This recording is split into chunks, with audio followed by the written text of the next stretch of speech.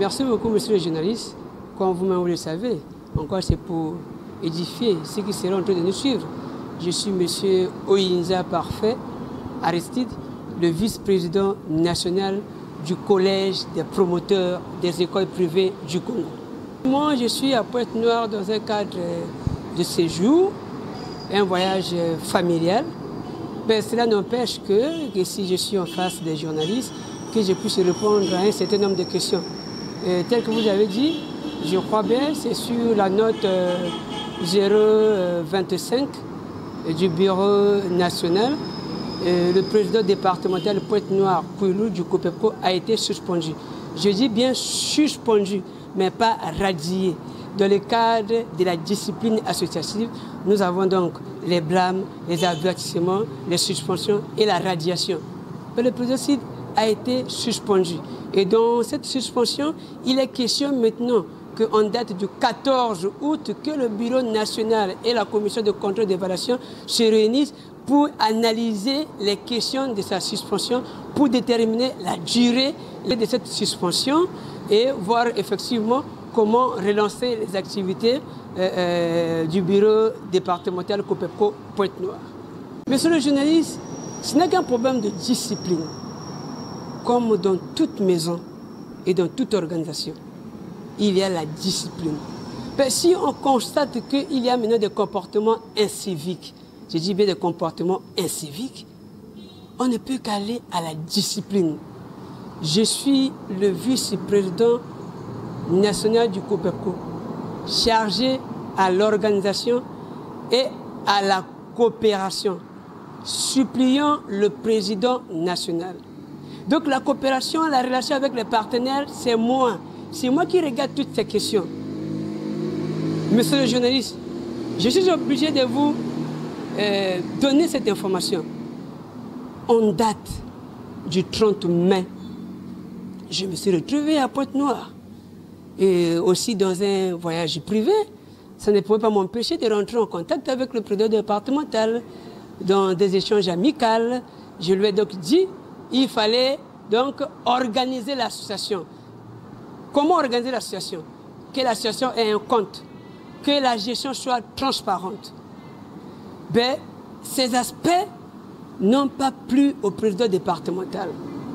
Et un jour après, j'ai sollicité qu'il y ait une séance de travail, le président départemental et quelques membres du bureau départemental sur les questions de crédit que nous, COPEPCO, que nous avons parrainé les écoles privées, notamment de Pointe-Noire et de Brazzaville, suite à avec une institution financière que j'ai souffré que je ne vous dise pas le nom pour le respect vis-à-vis de cette institution financière, des crédits à la hauteur de près de 44 millions 300. Et donc vous avez vu les notes. Et sur la base de ce crédit, les questions de remboursement sont très difficiles. Très difficiles. Et donc le président départemental, il se trouve aussi dans une situation d'insolvabilité de crédit. Et donc, moi voulant travailler avec le bureau départemental pour que j'ai les informations sur ces écoles qui ont sollicité des crédits, pour voir avec l'institution financière, faire un rapport pour solliciter un rééchelonnement de crédit. Et le président départemental a bloqué la route, a bloqué les informations, parce que lui ne veut pas que le président national soit en contact avec ces informations. Et il préfère donc prendre de l'argent du COPEPCO, que lui il avait par devers lui, à la hauteur de 350 000, qui va envoyer vers le président national. Le président s'est laissé manipuler par cette information. Pour dire au président Pina que le président national est venu tenir une assemblée générale ici, sans votre autorisation. Et partant de là, le président Pina va donc dire au président départemental, prends la police et va les arrêter dans cette réunion. Et moi, j'ai trouvé ça de très regrettable, de très mesquin. Et j'ai trouvé de cela de l'insubordination du président départemental vis-à-vis du vice-président national. Parce qu'en l'occurrence, depuis que nous fonctionnons dans le COPEPCO, quand nous venions à Pointe-Noire, il n'y a pas d'ordre de mission. Je suis le vice-président national chargé de la coopération et de l'organisation de l'association. Chargé de la coopération. Mais le partenariat avec une institution financière, c'est de la coopération. Le partenariat avec l'administration publique, c'est de la coopération. Et donc moi, je dois vérifier, je dois voir comment est-ce que ce partenariat-là fonctionne. Pour être capable de rendre compte et au bureau national et à nos partenaires. Et le président CID joue à l'insubordination.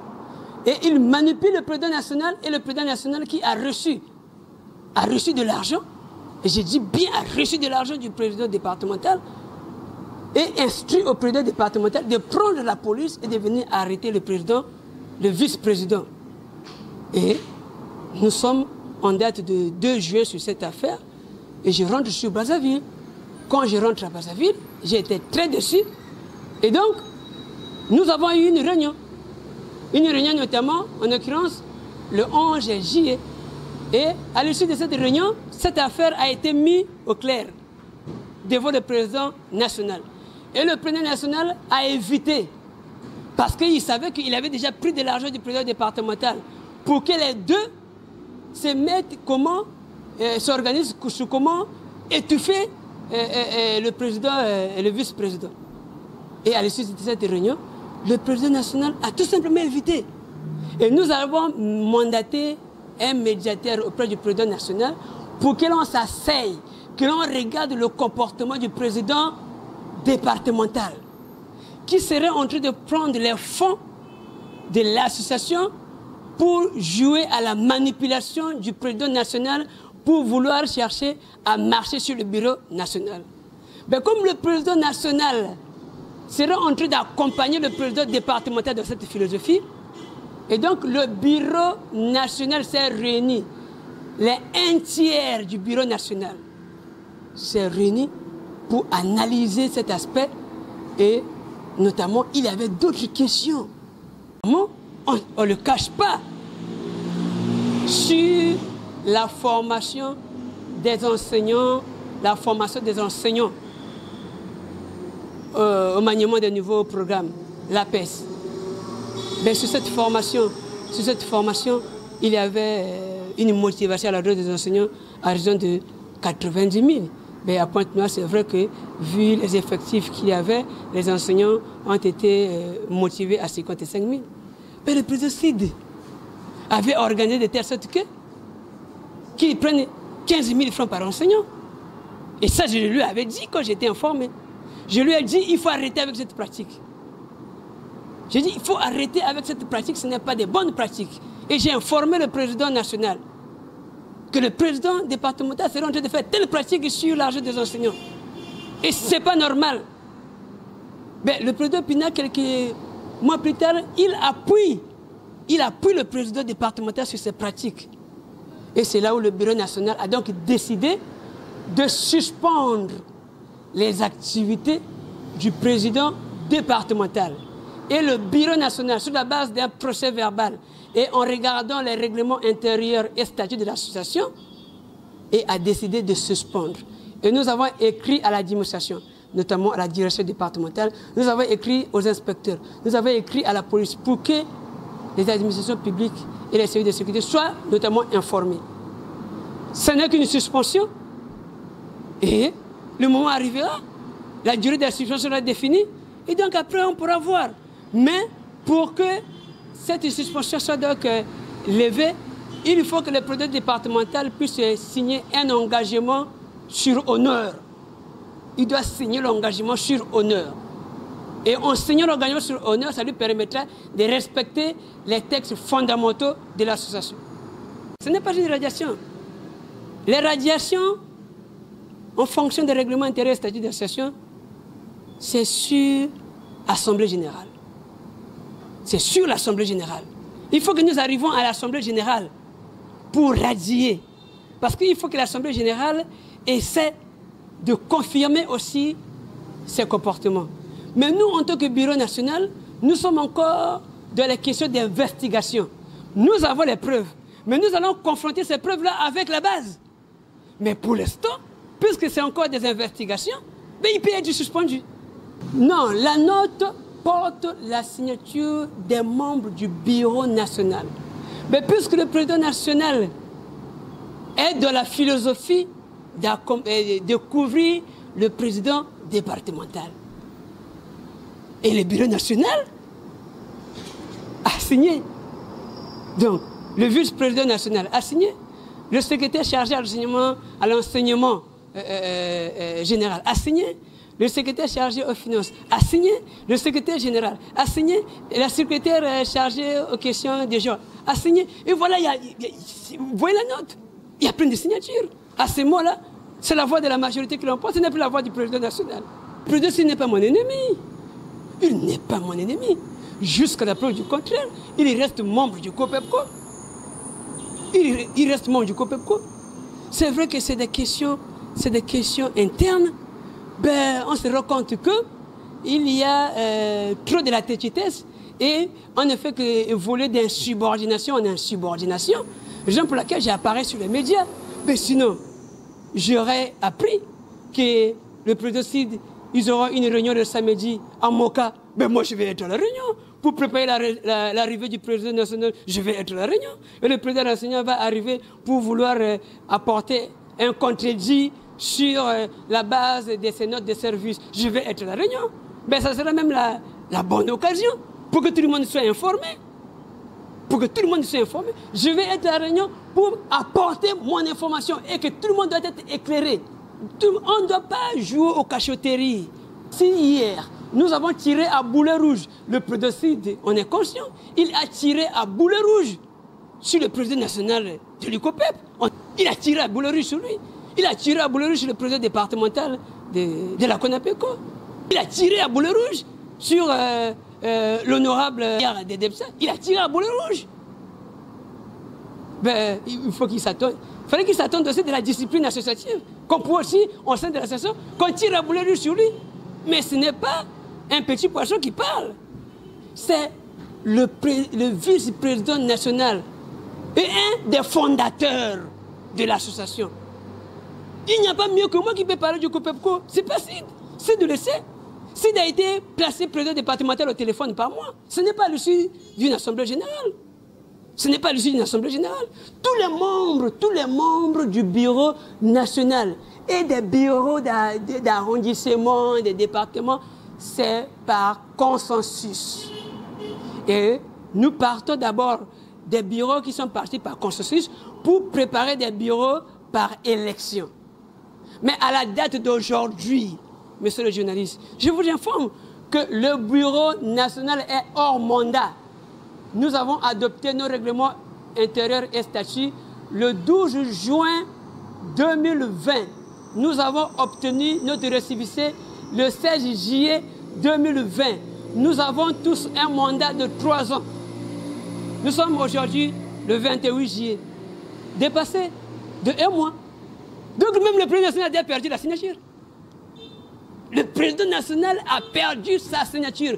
L'unique organe habilité en pareille circonstance, c'est la commission de contrôle et d'évaluation qui va donc gérer les affaires courantes pour conduire l'association à l'Assemblée générale extraordinaire. Ce n'est pas l'Assemblée générale départementale. L'Assemblée générale départementale, c'est pour recueillir les avis et définir les quotas des départements qui ira à l'Assemblée générale extraordinaire au niveau du bureau national. Donc, quand le siège national est à Brazzaville, notamment ceux qui sont dispo à Pointe-Noire, de l'Ignari, de la Bonza, vont arriver à Brazzaville. C'est ça la démarche. Ce n'est pas ces petits vents qui se rendent et disent non, assemblée. Ça, à Pointe-Noire, on parlait d'assemblée départementale. On ne parlait pas d'assemblée générale, stricte. Vous savez, il a dit, le moi est haïssable. Mais, vu l'ampleur de la situation, je suis obligé de le dire. Et je suis très aisé de le dire. Je peux peut-être le dire que je suis le fondateur du COPEPCO. Mais ce n'est pas très bien de le dire. Je suis parmi les fondateurs. Mais je vais vous donner la petite histoire du COPEPCO. Avant que nous parlons du nom COPEPCO, Le COPEPCO est parti d'un rêve que moi, personnellement, j'ai rêvé. J'ai rêvé un fonds de soutien aux écoles privées suite à la crise sanitaire. Et effectivement, un discours du chef de l'État a été lancé et le Fonds de solidarité nationale a été mis en place. Quelques jours plus tard, nous nous sommes retrouvés en filou avec 16 promoteurs et celui qui les avait mobilisés, c'est un Boumba Blanchard, le promoteur de l'école Blanchard Puissance 2. Et partant de Filou Ngambio, nous nous sommes retrouvés à Petit Chose avec 18 promoteurs mobilisés par Douta Clem, promoteur de l'école Tétélestai. Et partant de là, il fallait donc trouver un leader qui devait conduire tous ces groupes de promoteurs pour aller solliciter un soutien auprès de l'État. C'est là où la réflexion est arrivée sur le président Opina. Et donc, c'est donc Douta Clem qui va donc appeler le président Opina et c'est moi qui lui ai donné les contacts téléphoniques du président Opina parce que je suis avec le président Opina depuis l'âge de 10 ans. Le président Opina, c'est l'ami intime à mon tuteur. Et je n'ai pas connu l'éducation de mon père, j'ai connu l'éducation de mon tuteur qui est mon grand frère aîné et mon tuteur qui est devenu pour moi comme mon père. Et Opina, je lui considère comme étant grand frère aussi, comme étant mon père aussi. Et il fallait donc aller solliciter le soutien du président Opina parce que le président Opina, autrefois, il avait défendu, il avait mené des démarches pour les écoles sinistres à la situation de 4 mars qui avaient bénéficié de l'accompagnement de l'État.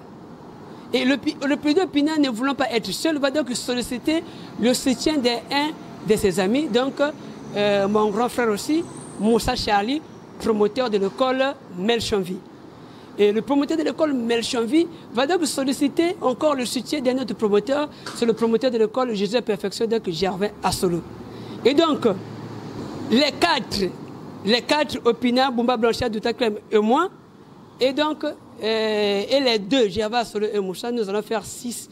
Nous formons les cofondateurs du COPEPCO. Mais vous comprenez, l'idée est venue de qui? Donc, je suis plus aisé de parler. Et toute la réflexion du COPEPCO, toute la réflexion jusqu'à la preuve du contraire, et toutes les preuves, les documents administratifs sont chez moi. Et donc personne, ce n'est pas le président Sid qui me parlait du COPEPCO. Le président Sid, c'est moi qui ai fait le choix du président Sid. Mais je suis obligé de vous le dire, aurait été le président départemental, ne serait pas le président Sid. Le président départemental du COPEPCO serait le vice-président Luc Tunga. Et Luc Tunga, puisqu'il avait aimé son petit frère Sid, et Luc Tunga m'a dit non, moi j'ai quelqu'un que j'aime bien, je pense qu'on l'appelle Macron. Et nous l'appelons souvent Macron, et donc je vais vous le communiquer sur coordonnée téléphonique. Et il va donc me communiquer le numéro de Sid. Et si vous voyez dans mon téléphone, le numéro de Sid, ce n'est pas président, mais c'est écrit Sid Ngwala. Parce que quand on se rencontre avec lui, il me donne le nom de Sid Ngwala. Et c'est resté comme ça dans mon téléphone. Et je fais de lui président départemental au téléphone. Et quand on arrive, c'est juste pour confirmer, mais s'il est président départemental au téléphone, mais il a droit à la discipline de l'association. Le message fort que j'envoie à tous les camarades du COPEPCO, de rester toujours dans la confiance. Le COPEPCO ne va pas s'éteindre. Il n'y a pas deux COPEPCO. Ce n'est qu'une question de discipline. Et la discipline doit s'imposer. Et nous mettrons la discipline dans le COPEPCO. Et au président départemental, bien que suspendu, le président Sid, j'aurais appris qu'il y aura une réunion qui va se tenir pour préparer l'arrivée du président national. Et je lui dis que moi, je serai là. Et je serai là à cette réunion. Toujours de la philosophie de continuer à porter un éclaircissement à toute la base. Et donc, nous n'allons plus passer aux cachotteries. Donc, tous les camarades du COPEPCO, soyez sereins, je suis à Pointe-Noire et je rentrerai en contact avec tout le monde, pas pour organiser une assemblée. Ben, celui qui veut me rencontrer, il peut m'appeler, on va discuter, même le président Sid. Mais ce n'est pas pour lever cette suspension. Mais c'est toujours pour continuer dans la pédagogie, pour lui dire qu'il faut rentrer dans la discipline associative. Et ce qu'il est en train de faire, on appelle ça de l'insubordination. Et à la date d'aujourd'hui, tout le monde doit être rassuré que tout le bureau national n'ont plus le droit à une signature. S'il y a des signatures à apporter, ça doit être des signatures collectives parce que nous sommes hors mandat. Ou, pour un cas échéant, c'est la commission de contrôle et d'évaluation qui prend les commandes et le président de la commission de contrôle et d'évaluation, c'est M. Moussa Charlie. Son vice-président, c'est Gervais Solo. Mais puisque je suis à l'organisation et à la coopération, je fais les relais pour aller vers eux. Et tous, ils sont d'accord sur ces aspects. Et tous, ils ont apporté leur approbation. Et notre devise, éducation, travail, réussite. Et c'est cela doit régner, régner, régner. L'éducation, travail et la réussite. Merci, monsieur le journaliste.